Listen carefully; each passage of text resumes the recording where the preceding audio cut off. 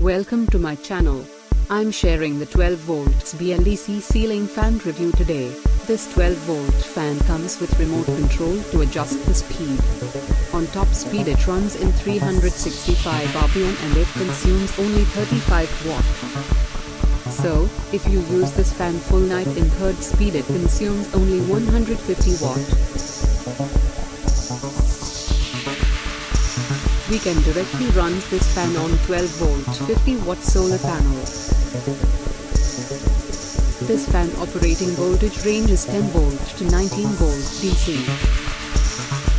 That's it for now and thanks for watching.